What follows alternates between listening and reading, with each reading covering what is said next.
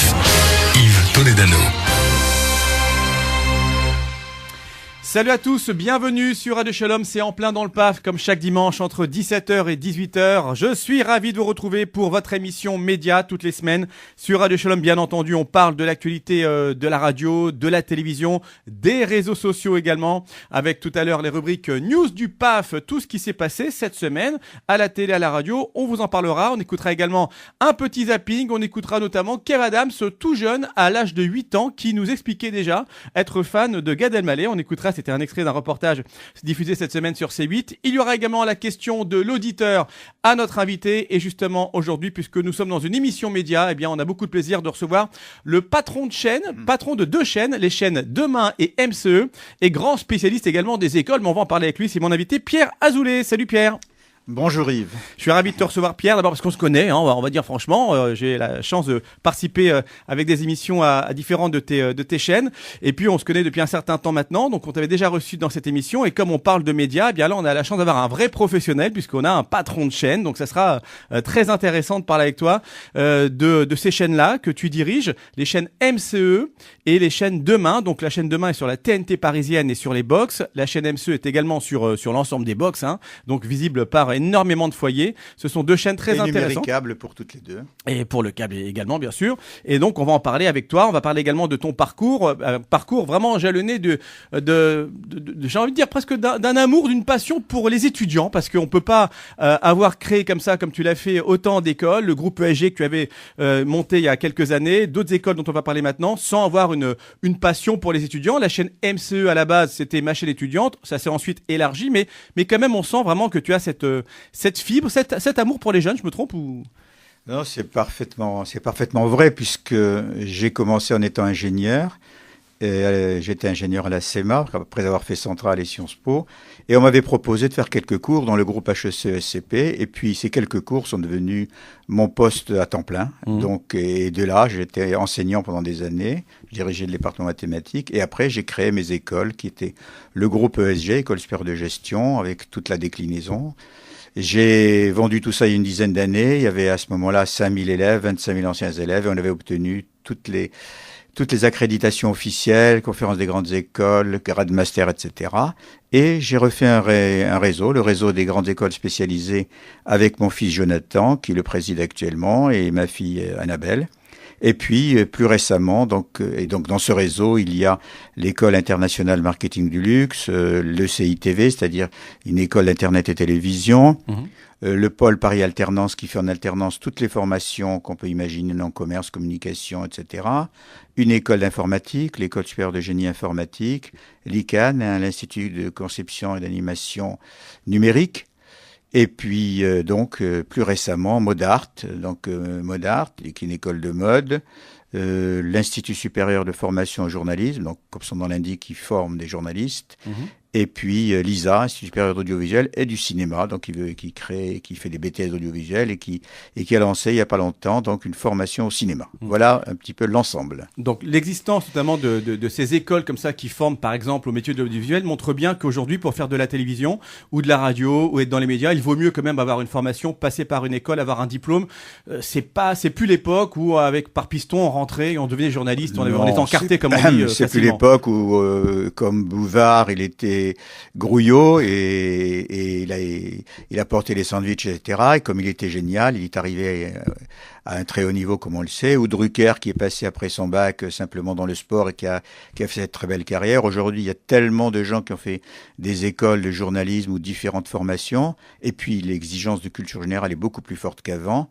C'est plus l'aventure. Aujourd'hui, ce sont des professions bien installées où il faut avoir un vrai professionnalisme, une culture générale importante, être un battant. Donc, il y a beaucoup de qualité, il y a beaucoup de concurrence.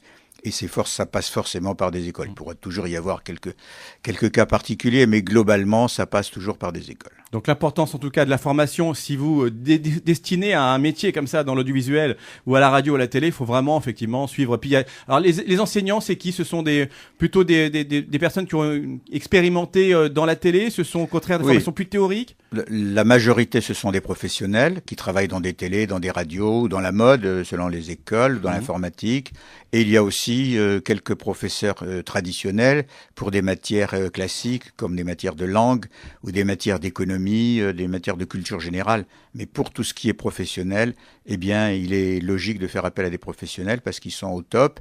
Ils ont des relations avec les entreprises, ils facilitent l'obtention de stages et les premiers emplois, puisque le but d'une école, c'est pas seulement de donner une formation, c'est aussi d'accompagner cette formation au niveau des stages, au niveau de l'alternance, s'ils veulent avoir leur formation qui est rémunérée et ne pas payer de leurs études, et ensuite de les accompagner pour leurs premiers emplois. Donc c'est un peu ça l'objectif des écoles.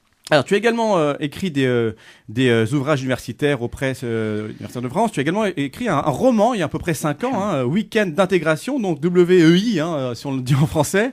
Donc vraiment, on est à fond dedans. On verra tout à l'heure, notamment dans le petit zapping, qu'il y a un reportage qui est sorti sur M6 la semaine dernière sur un bizutage qui a mal tourné. Donc tu pourras donner ton avis sur les bizutages qui sont une des traditions des écoles, et des facultés. Donc ça sera l'occasion d'en parler tout à l'heure. Alors on va revenir un petit peu sur la télévision.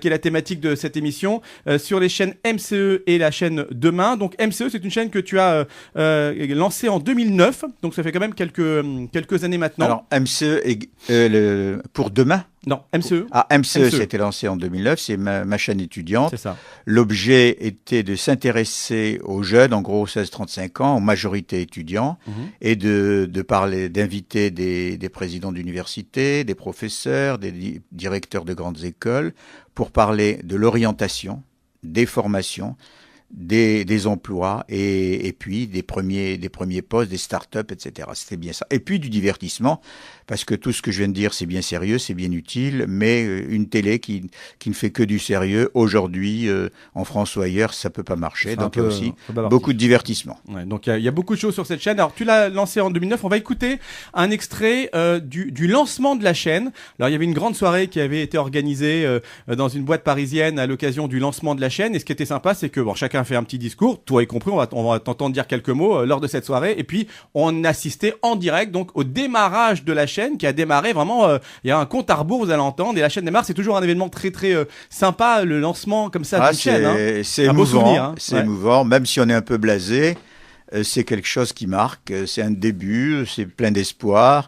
Alors on peut toujours se dire qu'est-ce que ça devient 10 ans après.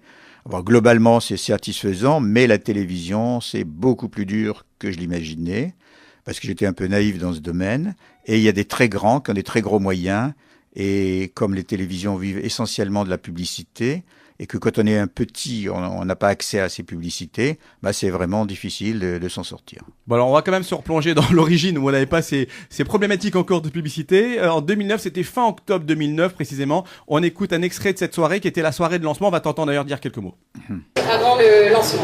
Eh bien, pour que MCE soit le succès que nous espérons tous, que ce soit mieux que la petite chaîne qui monte, la méga chaîne qui s'envole, nous avons besoin de vous tous, les étudiants, et on fait une promesse, vous allez aimer, vous allez rester scotchés devant votre internet, devant vos télés, et les entreprises, les annonceurs, vous allez trouver directement votre cible et vous allez avoir le meilleur retour sur investissement de tous les médias. Voilà notre promesse et on compte sur vous. 7, 6, 5, 4, 3, 2,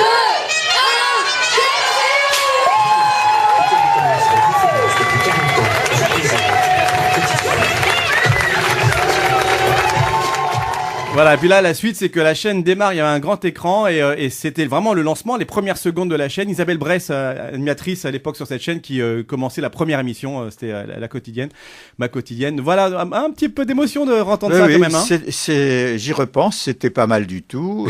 Est-ce qu'on a atteint tous les objectifs? Je crois pas, mais enfin l'essentiel est qu'elle a marché, qu'elle a donné du boulot à un certain nombre de gens, qu'elle a aidé des étudiants, qu'il y a eu une ambiance, donc globalement ça va.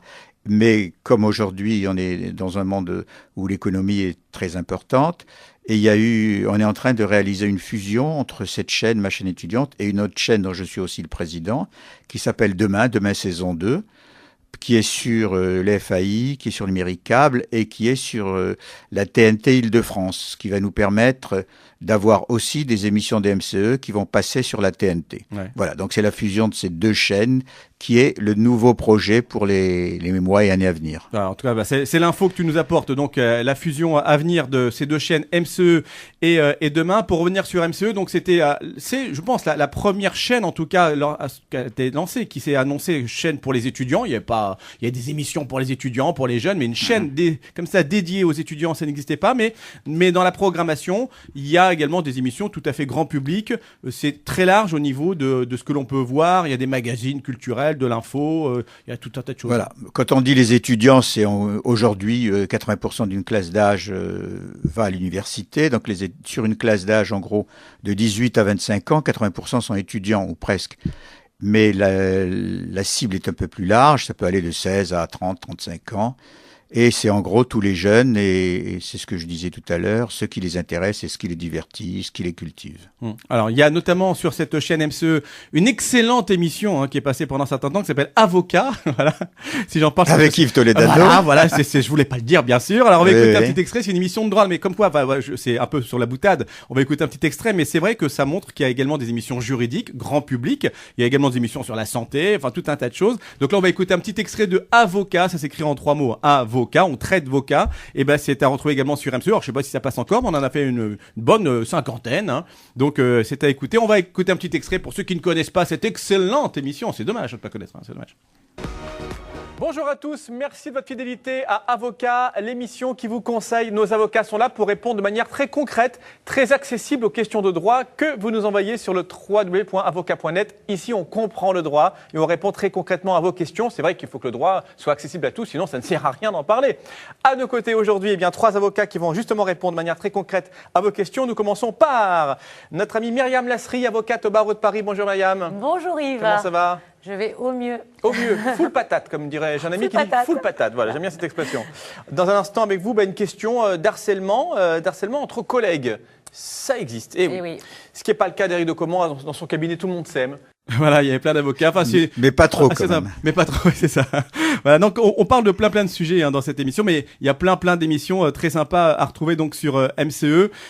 Avant en tout cas la fusion, mais vous retrouverez également, si vous êtes habitué à cette chaîne, j'imagine sur le même canal que Demain, les basiques de MCE. Les deux chaînes ont des points communs. En gros, la trilogie, c'est la formation, l'emploi et puis tout ce qui est start-up, l'entrepreneuriat. Voilà, ce sont les 3 thèmes principaux qui étaient communs plus ou moins aux deux chaînes, et maintenant ça va faire un point fort sur ces 3 thèmes.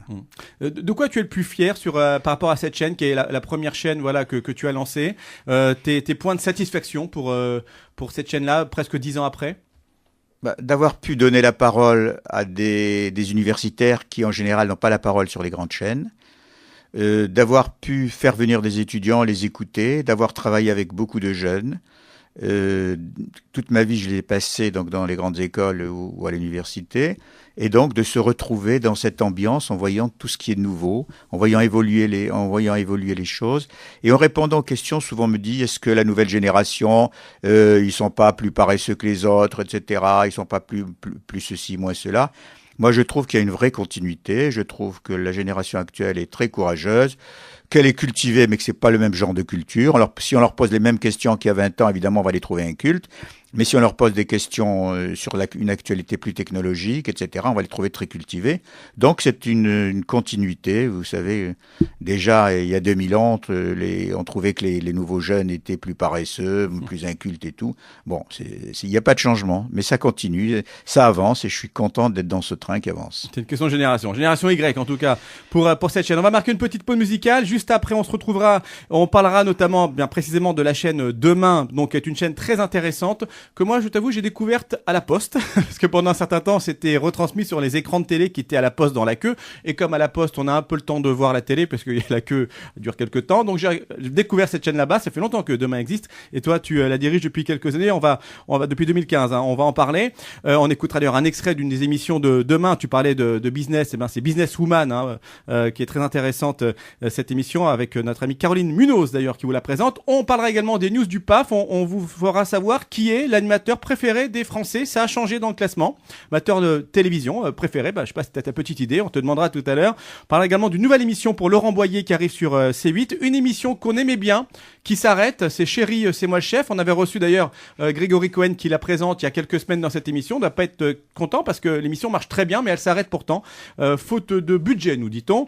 On parlera de Florent Pagny, de pas mal de choses. On écoutera le zapping. On aura la question de l'auditeur pour mon invité, Pierre Azoulay, qui est le patron de 2 chaînes de télévision, MCE et Demain. Pour l'instant, petite pause musicale. Tu connais Stevie Wonder, bien sûr, mon cher Pierre. Bien sûr. Souvenirs des années 80, voici I Just Called to Say I Love You. À tout de suite. No New Year's Day to celebrate. No chocolate covered candy hearts to give away.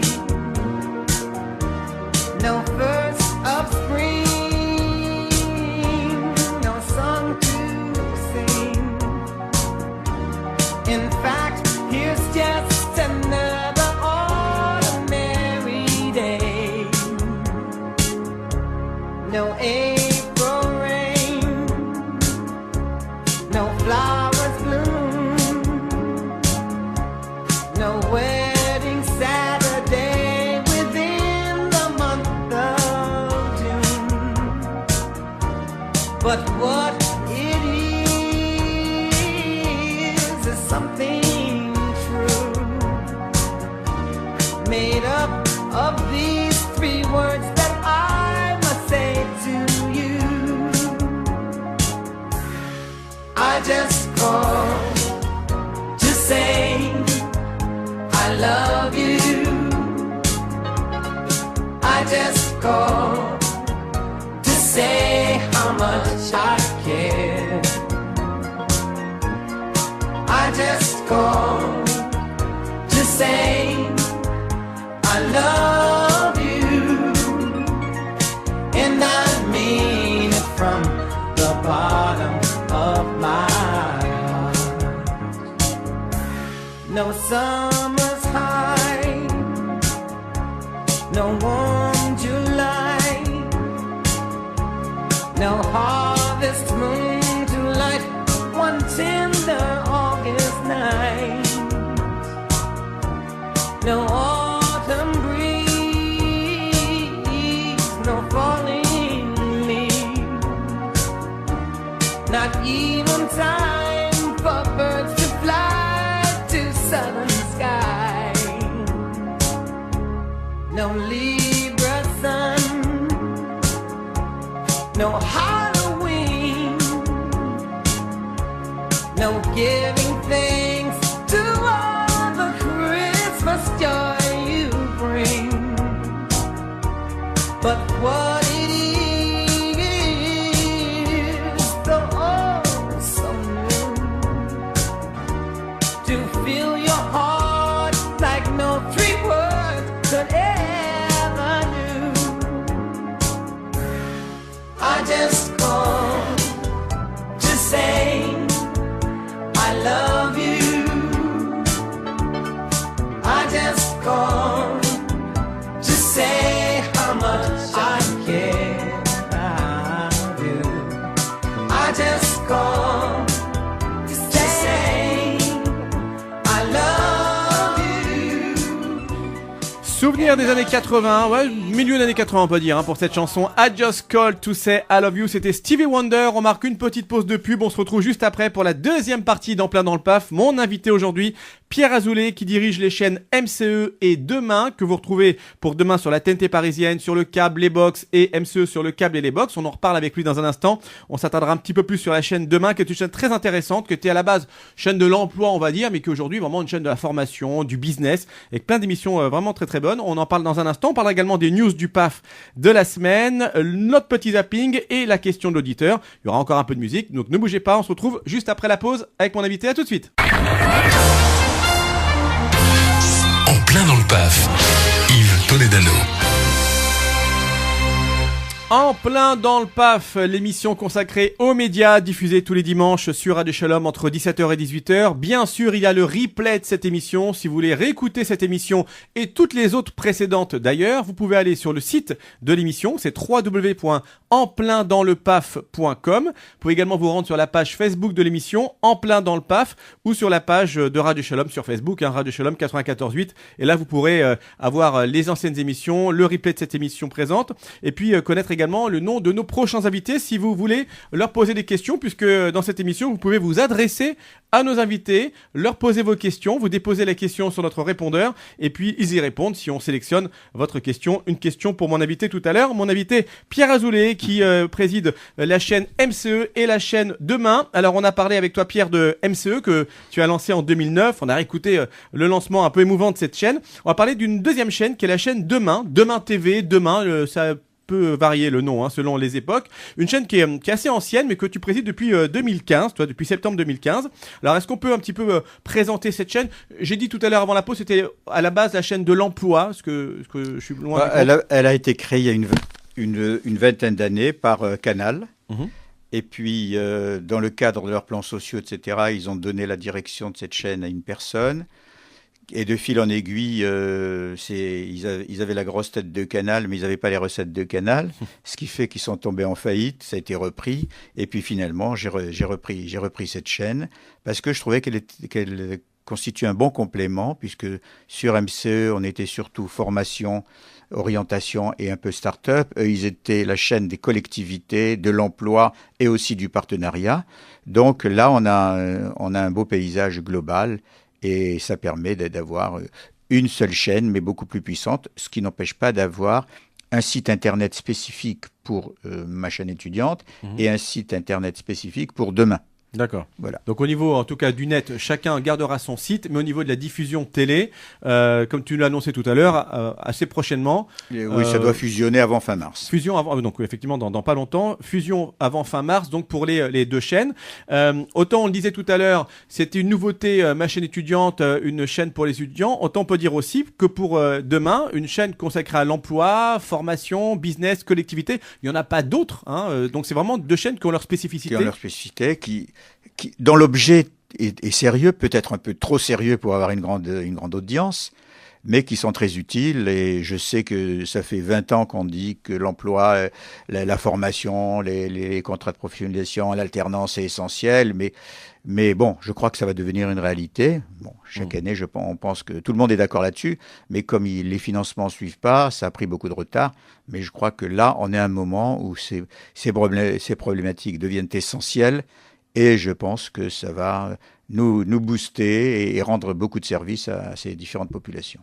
En tout cas, ces deux chaînes, ce ne sont pas des petites chaînes parce qu'il y a quand même des personnages assez connus de la télé qui ont fait des émissions. Alors pour MCE, je parlais tout à l'heure d'Isabelle Bress, il y avait Ariane Brodier, il y avait Lionel Rousseau, Laurent Artufel, tout un tas de monde. Sur Demain, c'est pareil. On va écouter un extrait d'émission de Caroline Munoz, mais il y a également Jacques Legros. J'ai vu, il y a vraiment des professionnels reconnus, aguerris de la télé qui présentent des émissions sur ces chaînes-là qui sont pas forcément effectivement très grand public parce qu'elles sont thématiques, mais qui intéressent quand même pas mal de monde. Alors je sais pas quelles sont les audiences. Tu connais un peu les audiences de ces chaînes en gros? Oui, en gros, on peut dire qu'on fait à peu près 5 millions par mois.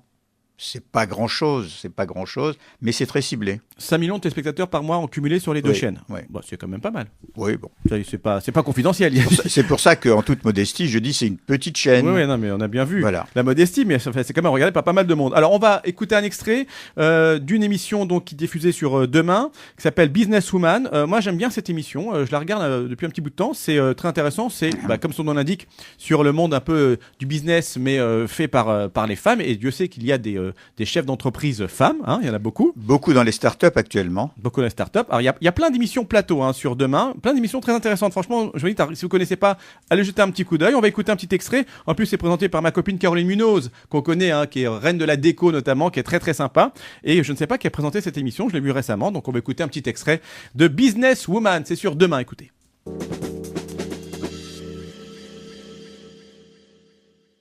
Bonjour et bienvenue sur Demain TV et We Do Biz pour ce direct de Businesswoman, la seule émission dédiée à l'entrepreneuriat au féminin.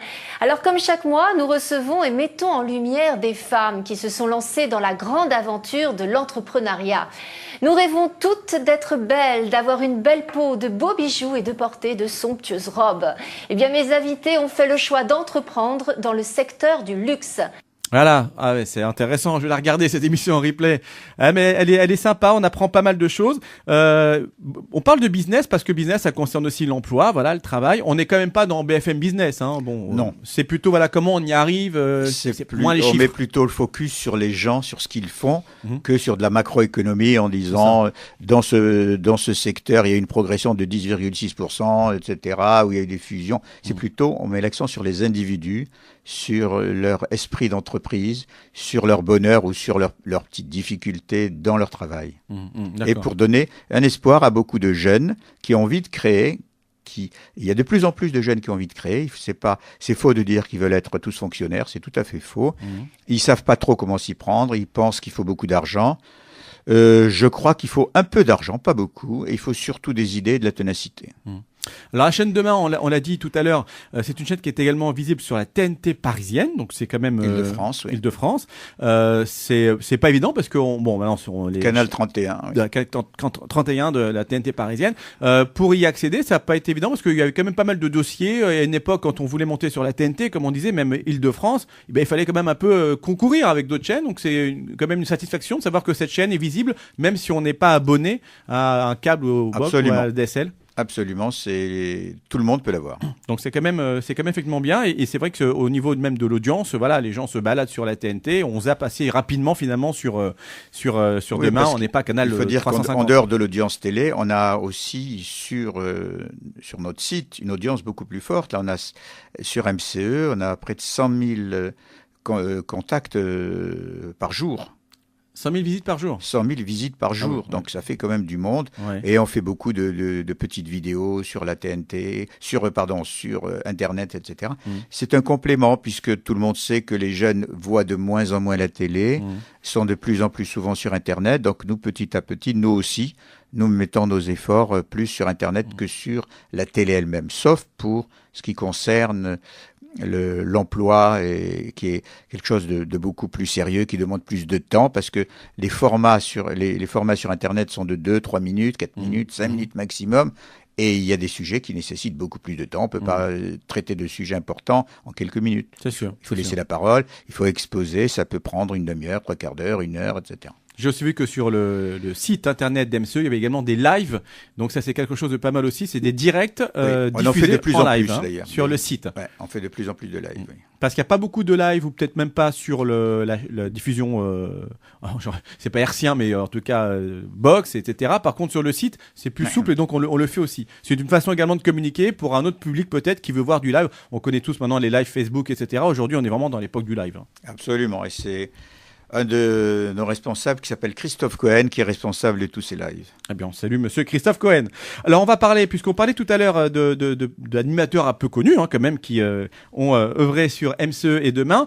On va parler maintenant des news du PAF et d'un classement, un sondage, Opinionway, qui est paru chaque année pour TV Magazine et qui est assez sympa, surtout qui est assez suivi par les animateurs de télévision parce que c'est le classement des animateurs de télé préférés en France. Est-ce que tu as, Pierre, une idée de qui est en ce moment l'animateur préféré, choisi en tout cas selon Opinionway par les Français? Je sais que Nagui est en tête et puis que le docteur Simès aussi. Les deux me semblent très bien, donc c'est pas du tout injustifié. Alors il y a peut-être d'autres animateurs sur des chaînes que je vois pas. Tu peux me citer quelques noms, je vais te dire ce que j'en pense. Je vais donner pour nos amis le résultat de ce sondage. Eh bien, Pierre Azoulay, patron de chaîne, connaît un peu les médias puisque le premier c'est Nagui, le deuxième c'est Michel Siemens. Juste bravo. T'avais vu mon petit papier? Non, même pas. Je crois pas. Tout, non, mais... Bravo. Nagui a rattrapé Michel Siemens qui était en tête du classement précédent des animateurs préférés des Français fin 2017. Et donc c'est sorti vendredi dans TV Magazine. Donc Nagui premier, Michel Siemens, donc le médecin de France 5. France 5 est une chaîne sur laquelle je travaille également pour La Quotidienne, qui est juste avant l'émission de Michel Siemens, qui marche très bien aussi. Ça marche très bien. Alors après, on va avoir d'autres animateurs. Alors je vais vous donner un peu la suite du classement. Alors, juste savoir que Nagui est devant Michel Siemens avec vraiment presque rien, hein, 29% contre 28,9%. Oui, c'est Voilà. à peu près pareil. Ça C'est pour ça que pour moi, je les mettais à égalité. Alors, en dans des troisième- domaines bien sûr très Ah, différents. très différent. En troisième position, c'est une femme que l'on retrouve avec 24,5% des votes de ce sondage. C'est Élise Lucet, voilà, qui est la première femme d'ailleurs à accéder au podium depuis la création Oui. de ce classement hein, par TV Magazine. C'est beaucoup plus sérieux. Hein. Ah, c'est plus sérieux, hein, mais comme quoi, c'est vrai que bon, elle a 2 émissions, Cache Investigation et Envoyé spécial. Bah, les gens aiment bien aussi l'info parce que voilà, ça prouve que ça fait de l'audience. Ensuite, on a Stéphane Plaza d'M6 hein, dans un oui. autre registre, voilà, L'appartement. Oui. d'appartement, recherche appartement aux maisons. J'avoue que jamais j'aurais imaginé que Recherche d'appartement pourrait avoir un tel succès pendant aussi longtemps. Parce que je pensais que la veine allait être rapidement tarie, mais apparemment c'est sans limite. Hein. C'est comme les émissions de cuisine. Hein. Ouais, tout à fait, c'est vrai. On dit souvent qu'il y a beaucoup d'émissions de cuisine, mais ça marche toujours bien, même si dans 2 minutes je vais annoncer qu'une justement s'est arrêtée. Mais c'est vrai que l'immobilier, on peut pas dire que c'est pas forcément très sexy, hein, c'est pas très divertissement. Bah pourtant, si Stéphane Plaza a réussi à le rendre un peu Absolument, sympathique. Voilà. Après, bon, rapidement, il y a beaucoup d'animateurs, mais on trouve derrière Jean-Luc Reichmann, Laurent Delahousse, il y a Stéphane Bern. Très marrant, Reichmann. Reichmann, tu aimes bien ? Beaucoup d'humour, Ouais. d'humour. Et puis quelqu'un de très sympa. Voilà. Très sympa. Ouais, Alors, très sympa. Delahousse, lui, c'est ce qu'on appelle le gendre idéal. Il plaît à tout le monde, il est beau garçon, il parle bien. On l'a vu récemment avec le président, ils avaient l'air presque de 2 jumeaux. Ouais, c'est vrai. Un peu complice. Oui, Donc très. Stéphane Bern, après il y a Jean-Pierre Pernaut donc qui présente le JT de TF1, Yves Calvi qui arrive quand Très même bien. en 18%, donc il est 7e position, c'est pas mal. Sur une émission politique, il est Ah oui. très sympa et C'est modeste à la fois. Ouais. Il est très pédagogue, très bien. On a également Anne-Sophie Lapix hein, qui arrive, donc qui présente le 20h. Bref, pas mal quand même de journalistes, pas que des animateurs qu'on pourrait imaginer très médias, oui, enfin, moi je très la voyais pas divertissement. dans Ouais. animatrice. Oui, elle a été animatrice avant d'être Elle était sur la 2. c'est à vous, mais là elle présente quand même le JT, donc Oui. voilà. Oui, En tout c'est cas, voilà, classement intéressant. En tout cas, bravo à Nagui et bravo à Pierre qui a donc trouvé pratiquement le trio de tête tout de suite. Un autre animateur que tu connais sans doute, c'est Laurent Boyer. Tu te rappelles de Laurent Boyer qui était sur M6 pendant très longtemps. J'avoue que je le connais moins parce que je regarde pas beaucoup M6. Alors en tout cas, Laurent Boyer, bon, il est plus sur M6, mais c'était un animateur emblématique de la chaîne. Il a présenté des émissions également sur France 3, sur plusieurs chaînes. Eh bien, il arrive sur la chaîne C8. Voilà, donc ça a été dévoilé par Morandini cette semaine. Il va présenter une nouvelle émission qui s'appelle La Bande A. Et 3 petits points. Et il va recevoir en fait des invités. Alors ça, il y a rien de très neuf. Ce qui est un petit peu original, c'est qu'il reçoit les invités dans un lieu particulier, dans une cuisine, dans son salon, etc. C'est vraiment l'environnement qui va faire qu'on va être un peu décontracté, détente avec ses invités. Et donc c'est une émission qui va démarrer voilà d'ici quelques jours. Je parlais d'émissions culinaires, on en parlait. L'émission de France 2, Chérie, c'est moi le chef, qui s'arrête à partir de janvier. Donc dans quelques jours, on est un peu triste parce qu'on a reçu il y a un mois précisément le chef Grégory Cohen, qui est l'animateur de cette émission. Avec lui, justement, on était en train de dire que cette émission marchait très bien. Il a doublé l'audience de France 2 les après-midi. Et ça fait à peu près 1 an que l'émission a été lancée. Donc, plutôt très content. Grégory Cohen, qui est un garçon, mais adorable. Eh bien, on vient d'apprendre que l'émission va s'arrêter à partir du 8 janvier. Elle ne sera plus à l'antenne de France 2, alors que les audiences, encore une fois, sont très très bonnes.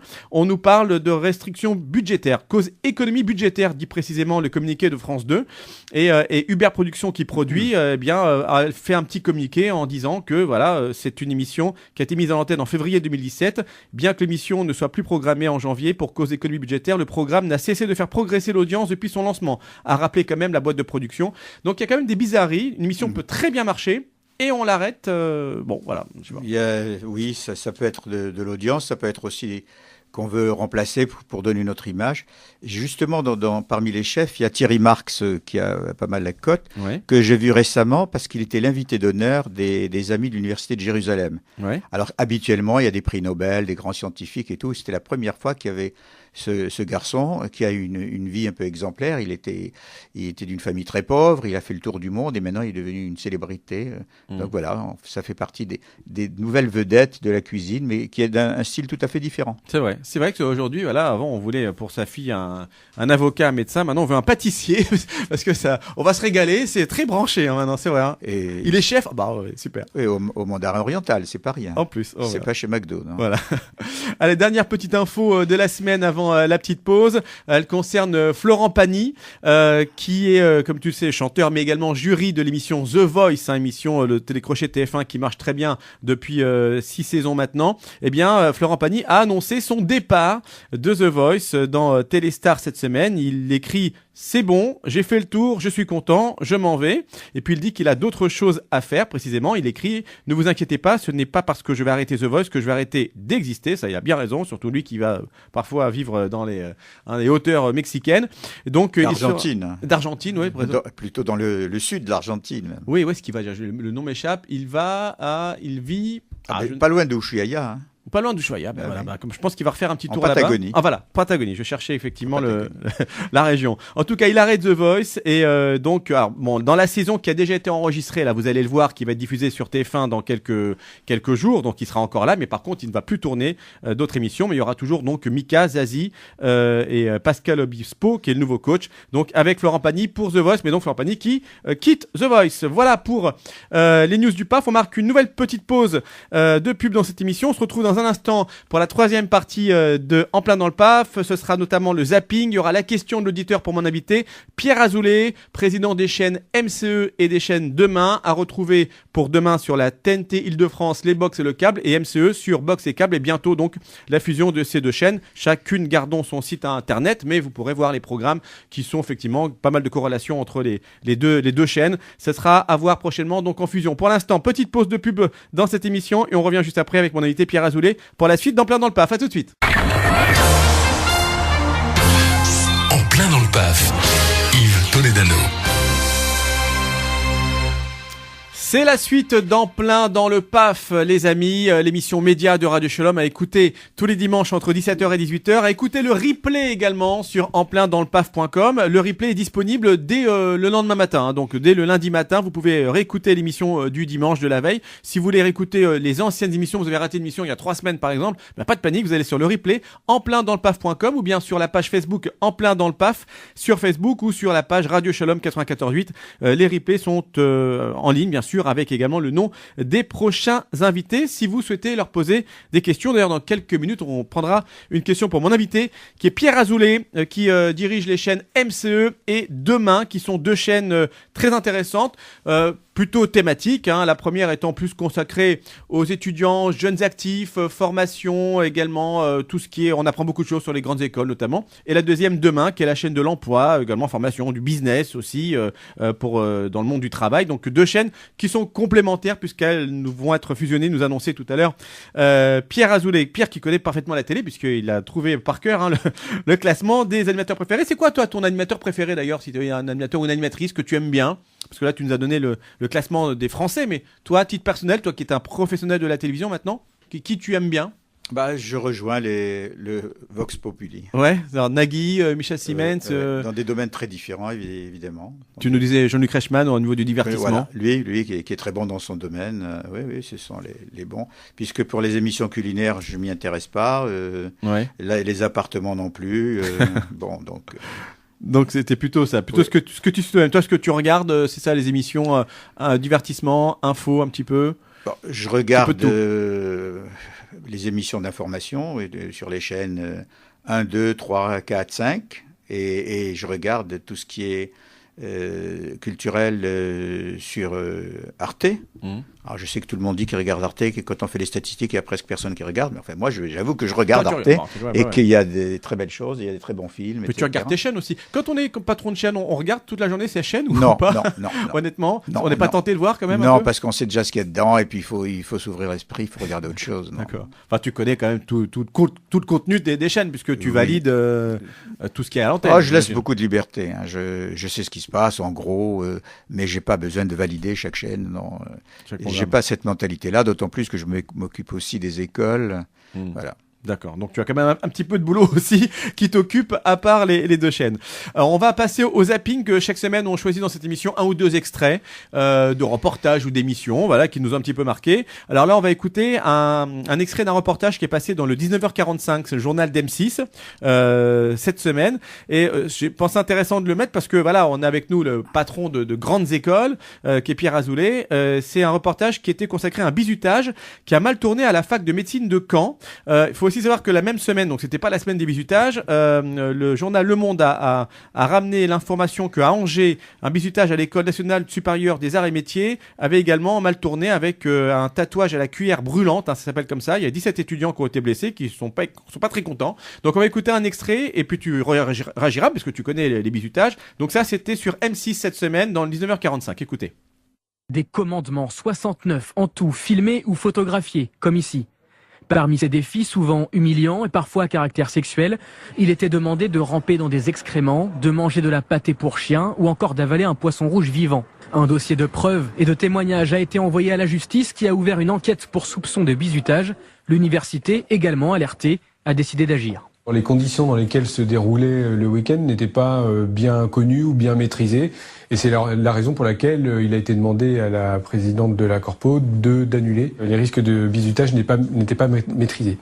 Voilà, c'était sur M6. Alors, c'est souvent dans les week-ends d'intégration. On peut pas mieux tomber avec toi parce que tu as écrit un roman, je le rappelle, il y a 5 ans, qui s'appelle Week-end Intégration, hein, WEI. Donc, j'imagine où tu relates un peu comme ça des bizutages. Il y a quand même beaucoup de bizutages qui tournent mal où c'est finalement, voilà, on en parle quand ça arrive, mais globalement, ça se passe quand même plutôt bon enfant. C'est globalement bon enfant. Je suis à 100% pour les week-ends d'intégration qu'on n'appelle plus bizutage. Et pour filer la métaphore, il faudrait interdire les voitures parce qu'il y a des accidents de bagnole. Il faudrait interdire l'alcool parce qu'il y a des gens qui sont ivres et qui tuent je ne sais qui. Il faudrait tout interdire. Il faudrait vivre dans un milieu aseptisé. On a aujourd'hui plus de 2 millions de personnes dans l'enseignement supérieur. Il y a chaque année des centaines de milliers de gens qui vont en bizutage. Ce sont des gens souvent qui ont été isolés, qui arrivent d'une autre ville, d'un autre établissement, qui sont tout seuls. Et ces séminaires d'intégration, week-end d'intégration, bizutage, on les appelle comme on veut, c'est une excellente manière de les souder, de leur faire quitter leur solitude, de forger des groupes. Donc globalement, c'est très positif et je serais vraiment désolé qu'on les supprime. Moi, j'en ai assisté à des dizaines et j'ai jamais vu tout ça. Alors, je dis pas qu'il n'y a pas de dérapage, il faut contrôler les dérapages. Quand on met ensemble des centaines, des milliers d'étudiants d'une vingtaine d'années, garçons, filles et tout, il y a forcément quelques dérapages, il faut être capable de bien veiller, c'est le rôle des directeurs, c'est le rôle peut-être d'équipes des organisateurs, mais globalement il faut le faire parce que sinon, c'est pas, bien sûr sur des centaines de milliers, on trouvera toujours quelqu'un qui a été brûlé. Dans ce cas, il faudrait supprimer aussi les boîtes de nuit. Dans toutes les boîtes de nuit, il se passe des choses de ce genre. Non. En tout cas, peut-être inciter quand même ceux qui sont victimes d'abus à porter plainte ou en parler, parce que le problème c'est qu'on n'en parle pas, c'est un peu la loi du silence, quoi. C'est ça qu'il faut supprimer. Absolument. Les exemples qui ont été donnés, moi je les ai jamais vus. Effectivement, ils sont inacceptables. Mais il ne faut pas, à cause de dérapage, parce qu'il y a toujours quelques personnes borderline, à cause de ça, supprimer tout ce qui est rassemblement de jeunes. Où est-ce qu'on va, chacun dans son petit coin, et chacun ne sort pas de chez lui, et c'est comme ça qu'on va être heureux? Non. D'accord. Alors, on va parler d'autre chose. C'est Kev Adams. Tu connais Kev Adams? Bien sûr. Hein, voilà, qui est sympathique. Il y a quelques jours sur C8, il y a une émission qui propose un documentaire qui s'appelait Kev Adams Intime, le fan devenu phénomène. Pourquoi? Parce qu'en ce moment, il est en tournée. Je sais pas s'ils sont encore en tournée, mais il était en tout cas il y a quelques semaines avec Gad Elmaleh. Donc Gad Elmaleh et Kev Adams qui ont rempli tous les zéniths et les grandes salles de France. Et ce qui est très drôle, c'est que Kev Adams, qui est beaucoup plus jeune que Gad évidemment, était un fan absolu de Gad Elmaleh. Et au cours de la soirée, on a pu voir un extrait, donc une petite vidéo de famille à Noël d'ailleurs, où Kev Adams, qui avait 10 ans, reçoit une cassette vidéo de son idole qui est Gad Elmaleh, et on voit sa réaction, il est fou de joie, etc. Et c'est quand même très très drôle parce que voilà, il est aujourd'hui à ses côtés, ils font un spectacle ensemble alors que c'était son idole. Donc on va écouter un petit extrait, c'est assez émouvant de voir comme ça ce Kev Adams qui dit je vis un rêve éveillé parce que c'est mon idole et on travaille ensemble. Écoutez, c'était sur C8 cette semaine. Racontez, messieurs, la première fois que j'ai rencontré Gad Elmaleh, j'avais 10 ans et demi, je me suis incrusté dans sa loge, j'ai été voir, je lui ai dit, voilà, monsieur Elmaleh, Je voulais vous dire que je suis un grand fan. J'ai vu tous vos films, tous vos spectacles. J'ai vu tout. Et je me rappelle, il a eu ce mot que j'oublierai jamais. Il a dit sécurité, je me rappelle. Ça m'a touché, quoi, tu vois.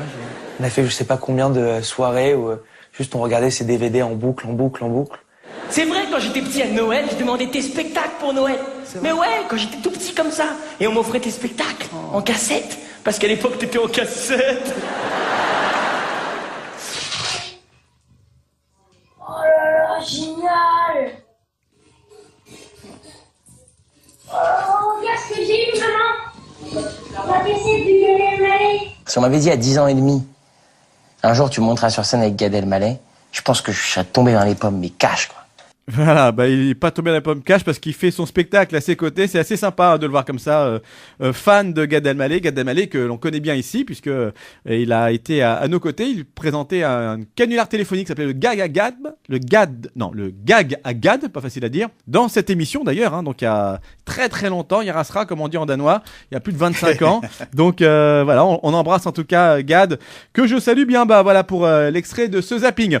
On va écouter maintenant la question de l'auditeur qui était posée, mon cher Pierre, puisque chaque semaine vous pouvez poser vos questions à notre invité. Alors comment savoir qui est le prochain invité? Bien, vous allez sur la page Facebook En plein dans le PAF et vous avez quelques jours avant l'émission le nom de notre invité. Donc tu as reçu pas mal de questions parce que beaucoup de gens sont passionnés par la télé, etc. Et quand on reçoit un patron de chaîne, on a plein de questions, c'est sûr. Il y a beaucoup de questions sur les formations, etc. Comment devenir animateur, patron également on a eu, mais bon, ça c'est un peu plus technique. On a pris une autre question, voilà, qui est plus média. Si vous avez une question à poser, le numéro est sur le site, mais sinon c'est 09 72 47 05 56. Il y a un répondeur, vous laissez votre question et c'est pris d'un appel local et on écoute votre question si on l'a choisie.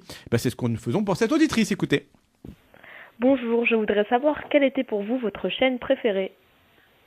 Merci. Voilà, merci. Alors oui, toi tu diriges 2 chaînes, Pierre, mais qu'est-ce que tu regardes comme chaîne? J'imagine que ce sont les chaînes que je regarde. Ouais. Alors moi je suis plutôt hein fan d'émissions. Donc je regarde, comme je l'ai dit tout à l'heure, la 1, la 2, la 3, la 4, la 5 et la 7. Donc voilà, sur l'ensemble, il y a quand même plusieurs centaines de chaînes. Ouais. Mais je suis plutôt fan d'émissions. Alors quand il s'agit d'informations, c'est la 1 ou la 2 en fonction de l'animateur. C'est souvent la 2, plus la 2 que la 1. Quand il s'agit de politique, je regarde presque tous les jours C'est politique sur la 5. Sur la 5, très bonne émission. Sur Canal, il y a des choses intéressantes. Il y a une émission vers 7 heures. Et puis, il y a des bons films. Sur Arte, les émissions artistiques sont très, très bonnes. Voilà, ce sont les chaînes que je vois. Mais je ne suis pas figé sur une chaîne. Je pense que, comme beaucoup de gens, je suis plutôt les émissions ou plutôt les animateurs, mais dans mon cas, c'est plutôt les émissions. Mais les émissions sont incarnées par des animateurs. D'accord, donc tu n'as pas une chaîne favorite, c'est selon le programme que tu veux regarder, tu vas sur la chaîne qui le propose. Et selon les horaires. Selon les horaires, d'accord. Voilà. Tu regardes beaucoup la télévision ou pas trop? Je regarde C'est politique, donc à partir de 18h en gros, c'est un petit peu, ça commence un peu avant. Ouais. Et puis je regarde toujours les infos, donc les infos à 20h, plutôt la 2 que la 1. Quand il y a quelque chose d'urgent, je regarde BFM TV, mais enfin c'est un peu comme un ça. réflexe. Ouais. Je regarde aussi une chaîne que peu de gens regardent, qui s'appelle I24. Oui, c'est vrai, tu fais bien de le dire ici, qu'on connaît. I24, donc qui apporte des informations, un autre point de vue sur l'information concernant le Moyen-Orient. D'ailleurs, Valérie Pérez, qui présente la matinale sur était 24, chez nous, était une ancienne à MCE, tout donc à fait. I24, donc qui a beaucoup de mérite parce que c'est une chaîne qui ne survit que grâce aux subventions de son patron, donc Drahi. Voilà les chaînes que je regarde. Donc, mais je pense que ça dépend aussi de l'âge de chacun. Bon, à mon âge, je vous ai donné mon choix. Et le fait que moi je regarde la télé surtout à partir de 6h du soir, très très rarement avant. Voilà. D'accord. Puis le reste du temps, tu écoutes Radio Shalom, bien entendu. Et le matin, sur le dimanche matin, les émissions religieuses, dont l'émission juive évidemment. Et on rend hommage à José Eisenberg qui nous a quittés d'ailleurs il y a 2 semaines. Et le samedi, il y a Finkielkraut, l'émission de Finkielkraut le samedi matin sur France Culture. Ouais. Bon, voilà, on a un bon programme. On connaît le programme médiatique de notre ami Pierre Azoulay. Voilà, c'est la fin de cette émission. Pierre, je te remercie infiniment d'être venu nous voir. Je sais que tu es très occupé, on l'a compris, entre toutes les écoles que tu diriges, que tu as montées avec tes enfants notamment, là, avec ces activités sur ces 2 chaînes de télé. C'est toujours très intéressant de parler avec un professionnel de la télévision, avec un patron de chaîne, puisque nous, on parle chaque semaine de médias, voilà, avoir un peu de l'intérieur, ce que tu penses, ta vision du PAF, et c'était vraiment très intéressant. Merci beaucoup. Merci. À très bientôt. Je voulais juste dire à l'auditrice que dans les médias, c'est très difficile, mais il y a de la place pour tout le monde. Quand on veut vraiment percer, quand on n'est pas très pressé, quand on a des idées, quand on a un certain niveau de culture, dans différentes spécialités, il faut pas se décourager. Il y a de la place. Bon, il y a de la place, voilà. Allez, à bientôt. Ça, c'était le Méchage Merci Optimiste. Yves, à bientôt. Merci beaucoup Pierre, on se retrouve prochainement. D'ailleurs, je vous retrouve également moi-même de temps en temps sur MCE et demain. Donc pour les émissions, diverses émissions, on a fait notamment cette émission En plein dans le PAF version télé sur MCE, En pleine forme, qui est une émission santé, avocat, on l'a écouté tout à l'heure. Donc on se retrouve en tout cas également sur ces chaînes. Merci beaucoup Pierre. Dans un instant, ce seront les infos avec notre ami Rudy Casby. Je vous retrouve la semaine prochaine pour un autre En plein dans le PAF. Le replay est en ligne dès demain matin. Et puis mardi soir, bien sûr, 20h, 21h sur Radio Shalom. Là, je mets ma casquette d'avocat et je réponds à vos questions sur le divorce. Alors bon week-end à tous. À bientôt.